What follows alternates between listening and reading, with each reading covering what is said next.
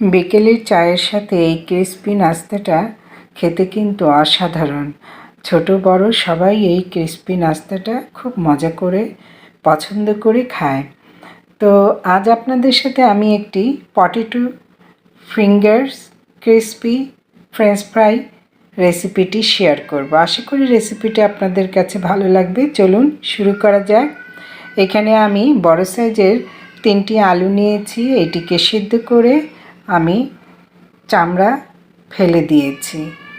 এরপর আমি এটিকে ম্যাশ করে নেব, তাই প্লেটে নিয়ে নিলাম। ম্যাশ করা শেষ। লবণ স্বাদ মতো দিয়ে দিলাম। এখানে পেঁয়াজ কুচি, কাঁচামরিচ কুচি আর ধনিয়া পাতা কুচি। আপনারা আপনাদের ঝালটা টেস্ট অনুযায়ী আপনারা দিয়ে নেবেন কম বেশি করে। দিয়ে দিলাম গোলমরিচের গুঁড়া, চিলি ফ্লেক্স আর দিয়ে দিলাম চাট মশলা। কর্নফ্লাওয়ার দিয়ে দিচ্ছি 2 টেবিল চামচ। চাট মশলা দেওয়ার অবশ্যই চেষ্টা করবেন। এই নাস্তাটি আপনারা টিফিনেও বাচ্চাদের দিতে পারেন। বাচ্চারা কিন্তু এই নাস্তাটি খুব পছন্দ করবে। আমি সব কিছু হাতে মিলিয়ে নিলাম। এরপর হাতে তেল মাখিয়ে নিচ্ছি। অবশ্যই তেলটা হাতে দিয়ে নেবেন। আপনারা আপনাদের পছন্দ অনুযায়ী যে কোনো শেপে এই নাস্তা তৈরি করে নিতে পারেন। আমি দেখুন কিভাবে স্কিনে আমি তৈরি করছি। হাতে একটু ডো নিয়ে নিলাম।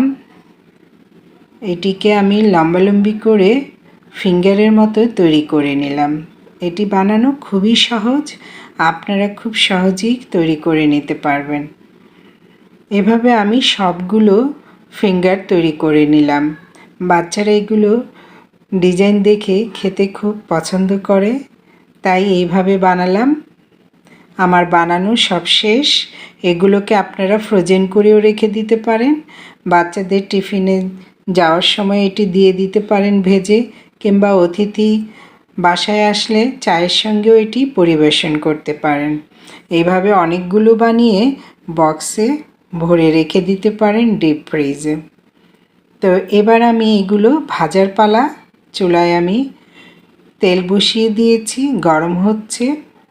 দেখুন এগুলোর সাইজগুলো খুব সুন্দর হয়েছে। ঠিক মোটাও না, আবার খুব চিকনও না। তেলটা গরম হয়ে আসার পর আমি দিয়ে দিচ্ছি। তবে খুব বেশি গরম তেলে দিতে যাবেন না, তাহলে এগুলো উপর দিয়ে পুড়ে যাবে।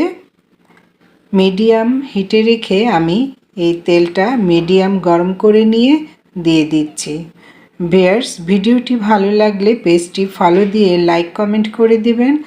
আর যারা ইউটিউব চ্যানেল থেকে দেখছেন তারা চ্যানেলটি সাবস্ক্রাইব করে পাশে থাকা বেল আইকনটি প্রেস করে দিবেন। এরকম নতুন নতুন রেসিপি পেতে আপনাদের কাছে সবার আগেই নোটিফিকেশন চলে যাবে।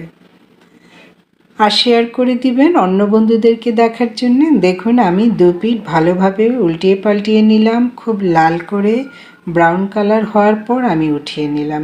2 ধরনের সস ব্যবহার করে এই নাস্তাটি পরিবেশন করতে পারেন। খেতে কিন্তু দারুণ মজা, ক্রিসপি। দেখুন কি সুন্দর কালার এসেছে। তো ভিউয়ার্স, আপনারা বাসায় অবশ্যই ট্রাই করবেন। আবার দেখা হবে নতুন রেসিপিতে। সে পর্যন্ত ভালো থাকুন। আসসালামু আলাইকুম। আল্লাহ হাফেজ।